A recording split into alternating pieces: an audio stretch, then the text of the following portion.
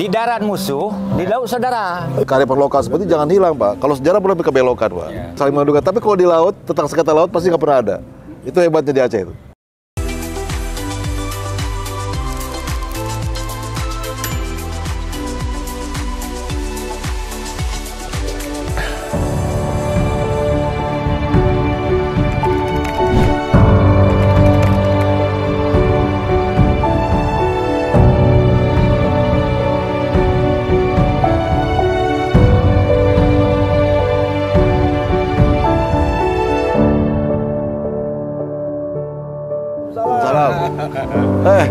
Panglima Laut nih. Aduh. Panglima Laut. Panglima Laut, Mas. Lu kota. Penasihat Panglima Laut. Bapak sama Pangdam? Ayo, Pak. Bapak jabatan Provinsi. Oh, provinsi. Sekretaris provinsi. Pak, coba. Ya. Aduh. Waalaikumsalam. Salam. Saya dari Panglima Laut Provinsi. Namanya Barudin, Pak. Pak Barudin. Ya. Pak. Ayo Pak Barudin duduk. Mari. Kita sambil ngopi-ngopi lah. Ini kebetulan tempat baru, Pak. Jadi kita buat ngopi-ngopi kita semua nih. Jadi bisa tempat rekreasi masyarakat sini juga nih. Kebetulan ini Belang Padang lagi kita perbaiki, Pak. Kita perbaiki supaya masyarakat nyaman di sini, Pak. Karena ini tempat berkumpulnya orang-orang sini, Pak. Tempat berkumpulnya orang-orang setiap hari, ramai sekali setiap hari di sini pas itu. Ya orang ke jogging, makanya butuh hiburan. Buat masyarakat kita berolahraga. Iya, olahraga dan hiburan, Pak. Ya. Kalau Serai Jawa tuh alun-alun Jawa Ya. seperti ini, Pak. Makanya saya pas datang ke sini saya ngeliat ini agak kumuh, makanya saya tata seperti kan juga. Sama Panglima dirubah semua. Ubah semua dan bikin acara terus.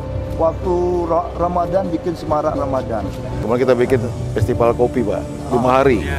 Itu kan mengangkat kearifan lokal juga kan. Aceh ini kan kopinya hebat, makanya saya bikin festival kopi 5 hari. Rame, Pak, sampai jam.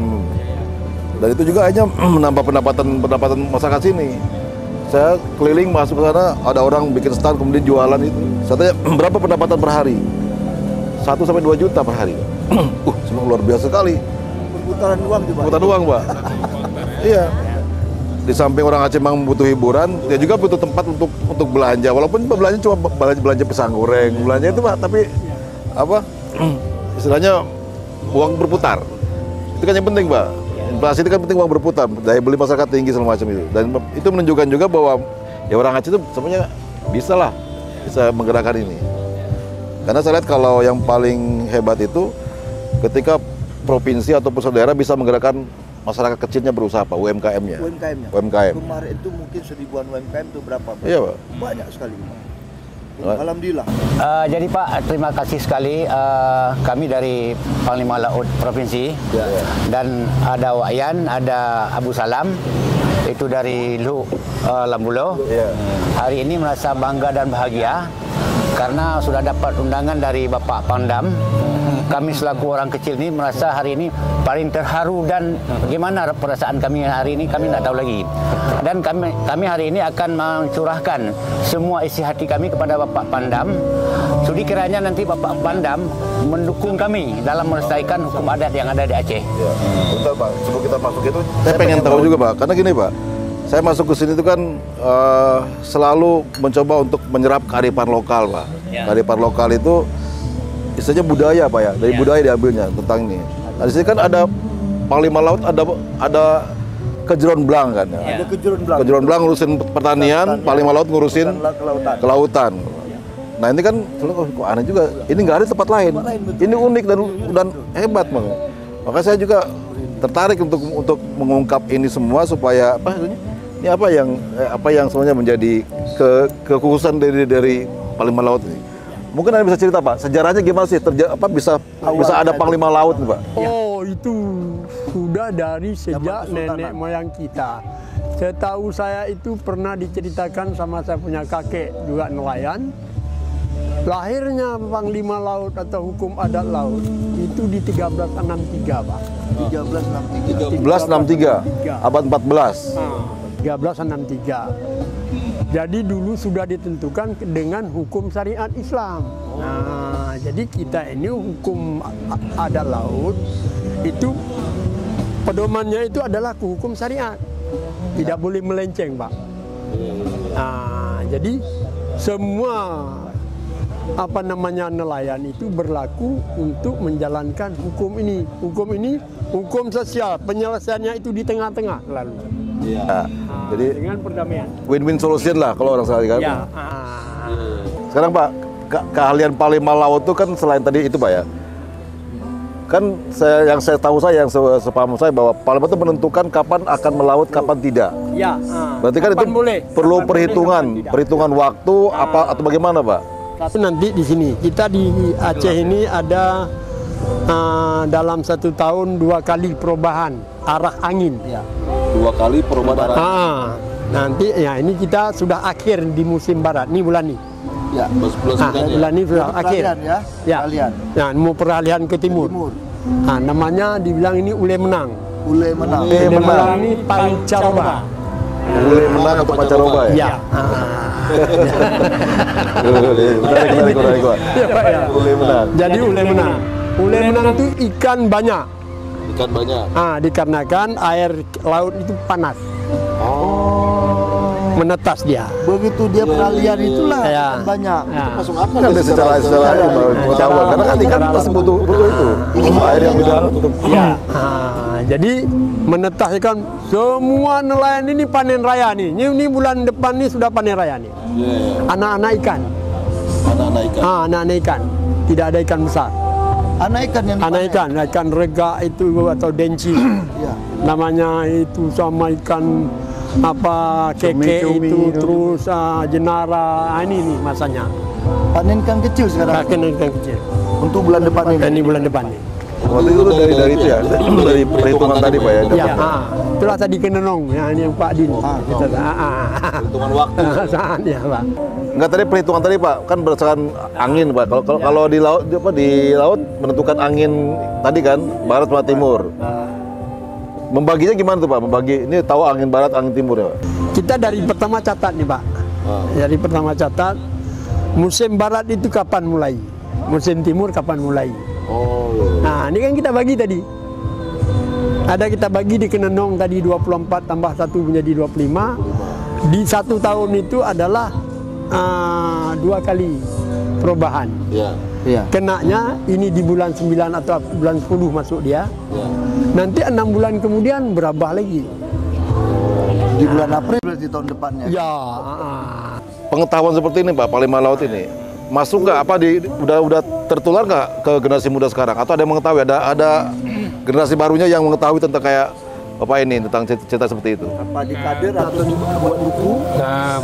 Kalau generasinya Atau apa gimana? generasi nelayan itu ada 2 Pak. Generasi nelayan memang yang kemudian memilih menjadi profesi nelayan. Ada juga satu lagi definisinya generasi nelayan anak-anak nelayan. Anak-anak nelayan. Nah, anak nelayan yang memilih profesi menjadi nelayan, dia akan mengetahui ini. Dia akan belajar, dia akan dapat dari orang tuanya, dari lingkungan segala macam. Tapi untuk anak nelayan yang memilih profesi di luar nelayan, boleh jadi dia pelan-pelan sudah mulai kurang tahu, apalagi misalnya dia dari kecil sudah merantau, di sekolah kan jauh, jadi interaksinya dengan lingkungan sosialnya udah tidak lagi tentang hal-hal itu. Mungkin dia mendengar tetapi tidak seperti anak yang memang hidup sebagai nelayan. Jadi yang hari-hari Ini kan kearifan lokal Pak. Kearifan lokal harus dijaga. Harus dijaga ditularkan sama-sama ini sama. Karena di tempat lain pun kan dipelihara kearifan lokal ini kan. Di Jeron Blang kemudian ada Panglima Laut ini kan isinya aslinya Aceh seperti itu. Kalau saya sebagai orang bukan orang Aceh harus hidup jangan hilang gitu. Di kampung saya juga dibina juga hal itu diinikan kan. Dijaga itu. Jaga Pak. Ya, salah satu peran dari Panglima Laut Provinsi di situ, di pembinaan adatnya. Karena kalau penerapan adatnya orang-orang ini yang di lapangan. Di lapangannya istilahnya. Kalau kami lebih ke pembinaannya, sama ke perlindungannya. Kalau ada yang ditangkap di luar negeri, ada yang kecelakaan, kami lebih banyak yang seperti itu yang mungkin kalau diserahkan ke daerah agak kesulitan menangani kasus-kasus itu.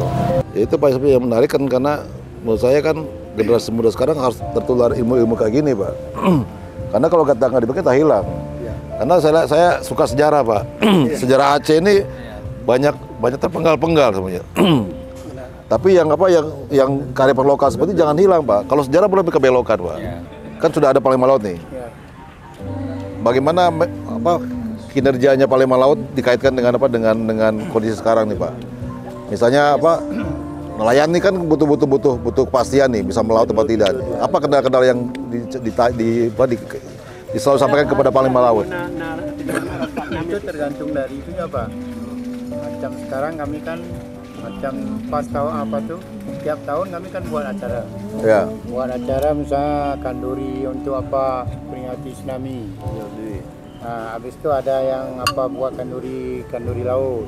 Ya. Nah, tapi kalau macam sekarang nih belum waktu masuk kanduri lagi. Kanduri laut tuh waktu mau melaut. Ya, itu ada pantangnya tuh, Pak. Nah, jadi itu 3 hari nggak bisa ke laut. Berarti 3 hari nggak bisa ke laut? 3 hari misalnya kita ada acara di Lampulo misalnya kan, Panglima Laut Luhut Aceh. Ya. Jadi buat acara kanduri laut. Itu sebenarnya surat-surat itu beredar semua. Tiap-tiap Panglima Laut Luhut itu dikasih semua. Dikasih Pak. semua. Nah, macam dari sini Ulele sampai ke Luhut Sedu sana. Jadi memberitahu bahwa kami ini ini nggak bisa ke laut 3 hari. Jadi jangan datang orang itu nanti melaut di tempat kita. Jadilah sengketa nanti. Iya, jadilah sengketa. Itulah. Jadi itu aturan yang dibuat oleh Panglima Laut. Iya. Kita kembali ke dasar, Pak, masalah nelayan. Nelayan itu sama juga dia dengan kampung. Karena nelayan itu pertama dia ada tepin. Tepin itu pimpinan di Muara. Kecil. Tepin itu kalau di kampung lorong, Pak. Lorong. Tepin. Kemudian ada Panglima Laut. Tugas tepin apabila ada misalnya sengketa nelayan di tepin, itu bukan di Kuala, itu bukan Panglima Laut yang menyelesaikan, itu langsung tepin. Seandainya tepin tidak dapat menyelesaikan baru di Panglima Laut. Namun sengketa Panglima Laut ini tidak pernah banding, tidak ada banding, dia langsung putus di tempat. Itu uniknya ada Aceh. Langsung putus tempat. Misalnya sengketa laut seperti Pak Yan tadi bilang, tidak ada banding dia, langsung putus di tempat. Dan harus damai tadi, Pak. Kan betul tadi, bahkan sebelum diputuskan dia ada selama dulu. Iya. Setelah itu apapun putusannya harus memang Harus terima gitu kan? Iya. Nah, itu uniknya seperti itu, Pak. Uniknya kami di laut, Pak. Di darat musuh, di laut saudara. Itu. Ini kita kan baru berkelahi di darat. Pergi melaut, tenggelam Bapak. Siapa yang bantu? Saya yang tolong. Padahal saya mengapak musuh. Tapi harus tolong. Kalau enggak kena sanksi adat. Kena sanksi adat. Kena sanksi adat. Apa sanksi adat? Kadang-kadang dia tidak bisa melaut selama 1 minggu. Kadang-kadang suruh menurut adat tadi, menurut tempat. Itu sanksinya. Tepin itu di bawahnya Panglima Laut, di bawah Panglima Laut. Makanya di Aceh ini masalah nelayan ini kurang sekali ada sengketa. Makanya di pinggir pantai itu jarang kali orang berkelahi karena takut sanksi adat. Itu yang paling berat di semua Aceh itu. Dan memang, Pak, kan jarang sekali kita baca di koran ada kasus orang laut sampai ke pengadilan. Iya, itu yang betul, Bang. Yang saya putus ke Bapak ini. Bahwa selama ini tidak pernah ada orang laut bersengketa masuk ke pengadilan. Nggak ada kan orang laut. Selesai langsung itu. Nggak ada berita. Nggak ada berita, Pak. Kalau di pasar mungkin berantem orang bisa masuk pengadilan saling mengadukan. Tapi kalau di laut tentang sengketa laut pasti nggak pernah ada. Itu hebatnya di Aceh itu. Perlu juga Bapak ketahui, Pak Panglima, bahwa di kami Panglima itu ada sebuah yayasan. Yayasan Yipiman namanya. Apa kepanjangannya? Yayasan Pangkai Meruno Anak Nelayan. Pangkai Meruno Anak Nelayan. Awal belajar nak nelayan. Pangkal, modal. Beasiswa. Itu kami berikan beasiswa untuk anak nelayan seluruh Aceh, SD, SMP, SMA sampai perguruan tinggi dan sampai anak dayah, pesantren. Itu diberikan beasiswa semua.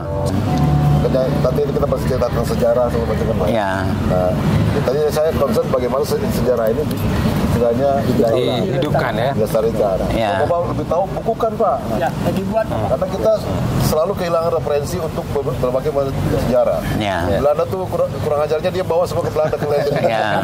Mau cari buku tentang Aceh, tentang Minang, ada di Leiden sana. Ya. Pak. Saya pernah ke Leiden Pak. Itu punya Indonesia semua Pak. Ya. Jadi di Sunda tuh ada musik tradisional apa namanya? Ya. Di Jawa Barat Pak. Namanya karimbi. Itu yang alat musik bambu yang Jadi bukan itu rekaman pertamanya Pak ada di Belanda Pak. Ya. Itu orang harus denger tuh harus bayar sekian gulden lah. Sekali orang tinggalnya.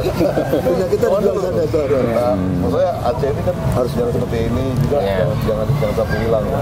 Keluarga pada generasi muda. Tadi kalau memang ada pembinaan buat generasi muda tentang kelautan Aceh itu. Karena saya berpikir gini Pak, laut Aceh ini kaya.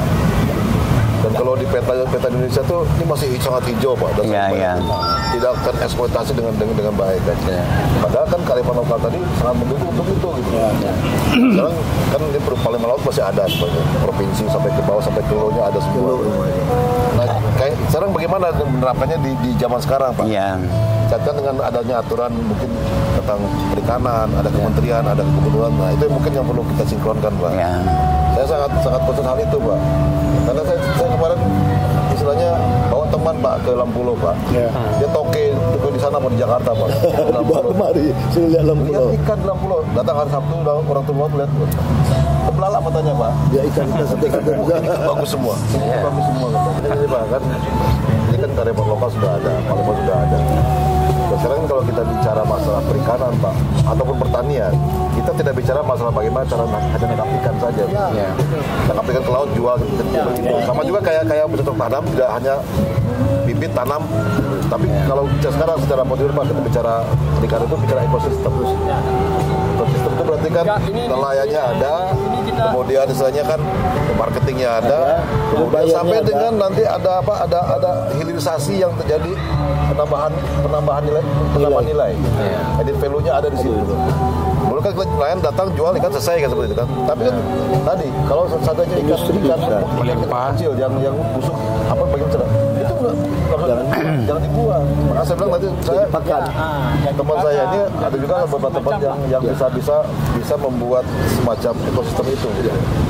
Yang paling pertama dibutuhkan di Lampulo atau di Sabang adalah coastal yang standar. Coastal yang standar, bukan yang kayak sekarang. Bapak saya udah cek Pak, itu 25 derajat Pak minusnya Pak. Normalnya kan 41 ke 45 Pak.